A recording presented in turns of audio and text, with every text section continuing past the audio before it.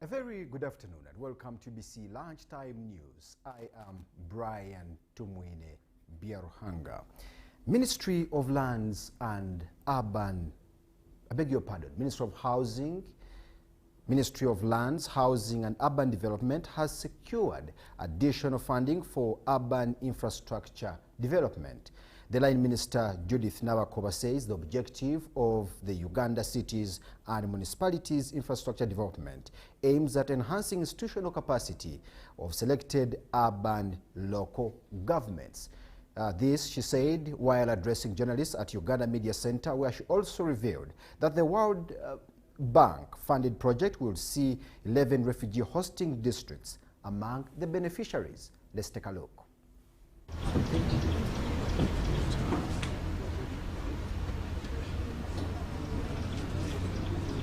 UCHMID therefore represents the next phase of Uganda's urban reform agenda, positioning cities and municipalities at the heart of job creation, productivity gains, and economic transformation. By channeling investments through economic corridors, the program will improve access to regional markets, reduce congestion, lower logistic costs, and enable small and medium enterprises to thrive, particularly those employing youth and women. Through this program, we expect to decongest Kampala by creating opportunities in the new cities, because as you know, people normally come to Kampala for opportunities. But we believe that as government, if more opportunities are created in the secondary cities, then those secondary cities will be the new areas where our youth and women can go and tap into the new opportunities at hand. First phase, altogether we had, to start with, we had $150 million. And then we had additional financing of 360. So altogether we have about $510 million in the previous phase. Now in this phase, it's 540. The first phase of 150 did not have the refugee hosting districts. Now in the additional financing of the 360, that's when we brought in the refugee hosting districts, and we are continuing with them in the current phase as well. UCHMID will generate immediate construction jobs and create sustainable employment in urban services and operations to stimulate local economies and entrepreneurship, especially for the youth, women, and MSMEs.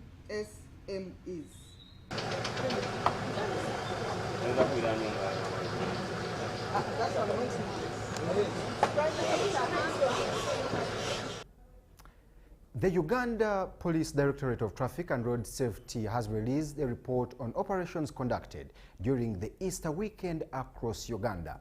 The latest update indicates that an accident occurred during the morning, 7th April 2026, in Rengo district along the Masaka-Mbarara highway, claiming 11 lives. Let's take a look.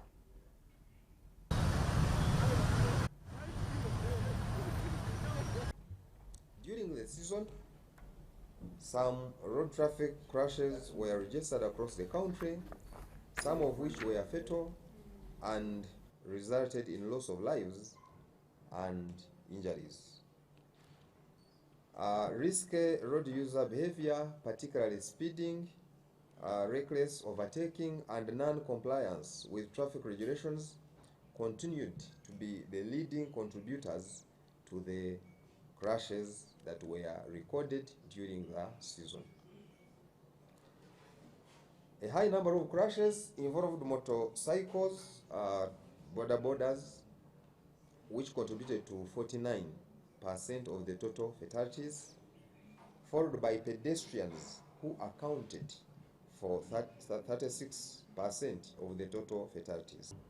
The drink driving operations were conducted in the night of the day before Easter, And we also mounted checkpoints with breathalyzers, which were used to detect and deter drunk driving. And a total of 65 drivers were found in violation during the night operations which were conducted within the Kampala metropolitan, and 7 other drivers were also got on our checkpoints, and these were drivers of public service vehicles.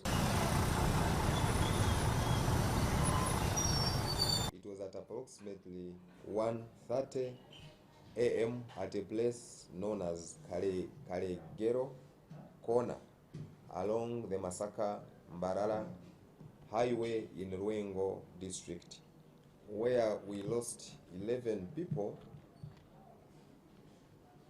where 8 died on spot and 3 succumbed to their injuries. Among the identified deceased, there is a police officer attached to Mukono police station, known as PC Abaho Ernest. The crash involved motor vehicle UAL 492H, and this is a bus that belongs to Kasaba Bus Company, and another motor vehicle UBH 013Q, a Tata lorry. The injured victims have been rushed to Lyantonde Hospital for medical attention, while the bodies have been conveyed to the same facility mortuary pending post-mortem examinations.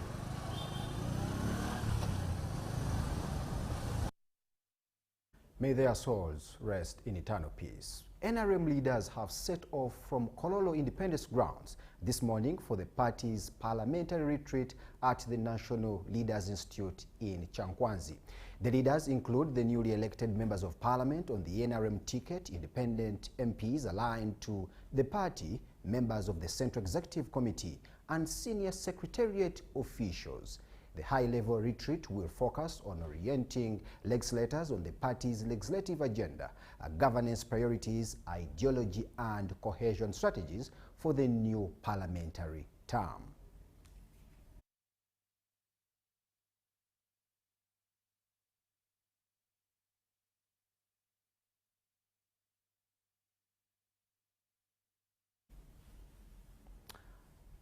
Now let's talk public speaking. A number of businesses in Uganda failed to see their first anniversary, and apart from inadequate planning, insufficient funding, and lack of market research, poor communication skills of the proprietor is also a major contributor to this trend. According to experts, many entrepreneurs struggle to effectively convey their vision, negotiate with clients, and build strong relationships with employees, leading to misunderstandings, lost sales, and high staff turnover. It is for this reason that Makerere University Business School is emphasizing the importance of public speaking skills to foster integrity, confidence, and business that not only survive but thrive. Professor Moses Mwesi, the principal Makerere University Business School, calls on Ugandans, especially those doing business, to consider doing a certificate with the aim of bettering their skills. The school hosted a public speaking competition for students pursuing business administration, challenging business owners to seize opportunities to upskill.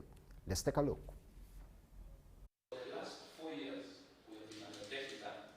We had phase 1 interviews or rigorous processes with guides. Now that you're here, recognize. Many businesses fail in this country.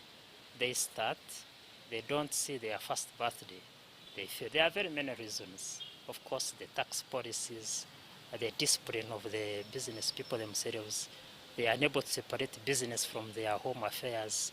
The money in the business is the one they pick and go for entertainment. There are many factors, but communication is equally important. So when we deal with communication, we make our students visible. It makes them visible, they are business school students, and they should be able to stand out in the public and address the masses, but also address the business community. address their clients, the etiquette. How do you talk to clients? Do you shout at them? Do you talk to them nicely? Do you welcome them into your business? So public speaking is very important, and as a business school, we think it's important. It will give our students that leeway to be unique from all other students in the country, to be confident, to talk to people well, to know what to say and what not to say. I believe this is a very important gesture. Secondly, we have competence-based learning.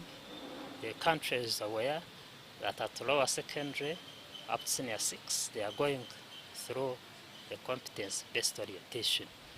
We want these students to join the university and find the system up and running. This is why we want the business community to come to the business school and do a certificate in business communication. How do you give feedback when people ask you questions? How do you answer? When do you answer? How do you ensure communication is effective so that you have that group of customers that will stick to you? So we call upon the business community. Take interest in what the business school does. Please come, get a certificate, even if it's a certificate in communication. It will make your business grow. We are happy that the media is able to reach the university, UBC and other media houses. It's important that you show to the public that the university is live. UBC Lunchtime News. That story takes us to a very short break, and we shall do return with more news.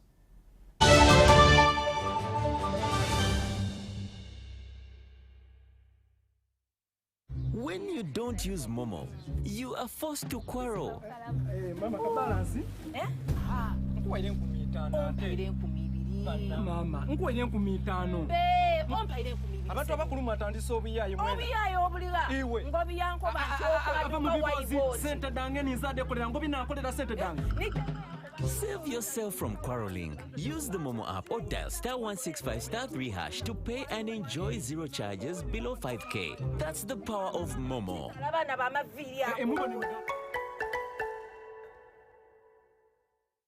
It's our mission to secure your money.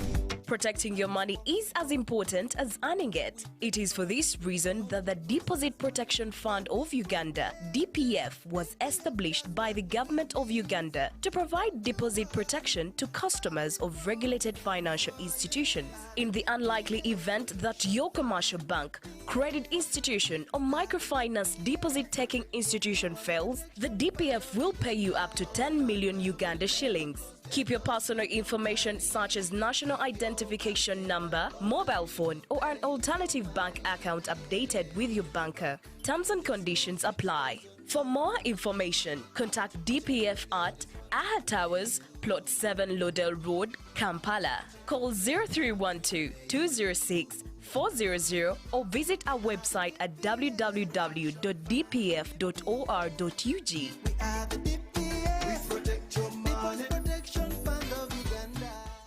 When you don't use Momo, you get insulted by strangers.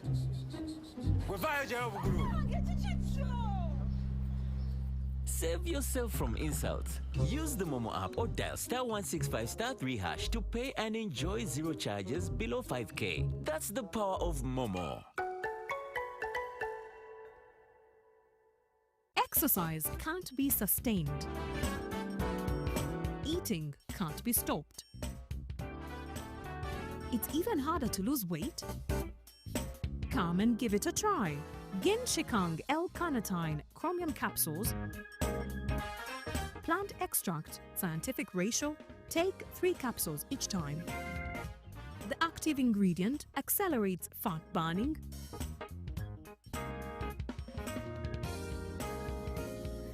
eat twice a day. Don't take a detour. Weight loss starts now.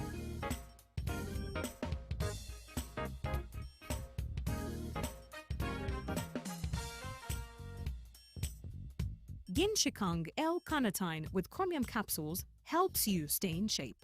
Please follow medical advice when taking this product. For more information, visit our website www.hgo.com or call 0800 335555.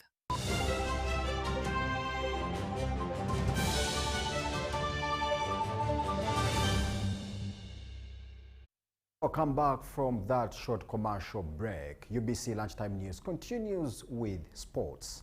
Hajat Hadija Namialo, the head of the Office of the NRM National Chairman, has appealed to government through the Ministry of Education and Sports to invest more in grassroots football. Namialo made the remarks during the football tournament held at Kasao Playground in Kayunga District. During the match, Nagalama FC outclassed Friends of Sheikh Mafo FC with 3-1 in the penalty shootout. Let's take a look.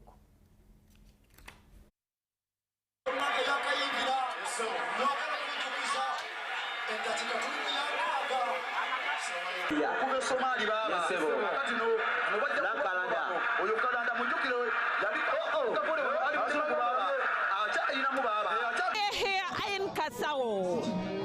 We are here for soccer. I'm not a soccer fan for the first time. I have had fun with the people of Kasao, friends of Sheikh Mafo, fighting. Oh, they were in a race with Rashad of Nagalama.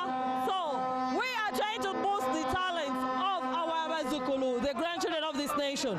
I urge government, I urge Ministry of Sports to put a keen air in supporting our youth, because we are the future of today and the future of tomorrow. Kindly, you guys, wherever we have such soccer, friendly soccer, can be part of us. And to all our stakeholders who have come up on board to help us, we are so grateful. Asante sana. Thank you. Nabona bemulengera abasamba mu kilabu zezenjawulo bave nekyo kulabirako botunyo musaminga alani okero botunya java mu kyalo n'olwalero gyali kana abaana bangi abali muno nga basobola okuzula ebitono byabwe ne bazanyira ku national team ne bagendako ne mu nsi ez'enjawulo essaawa eno kati botunulira omupiira gulimu ssente mpitirivu. Mafu yagamba nti omuwanguzi ow'omupiira ogusooka wanje enteweeri.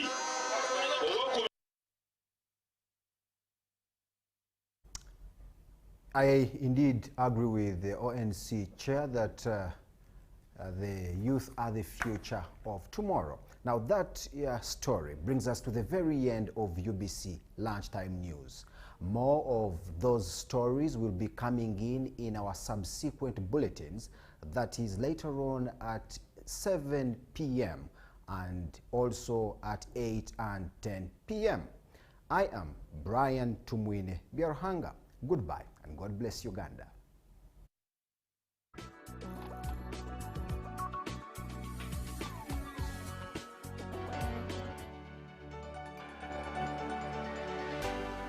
UBC, inspiring Uganda.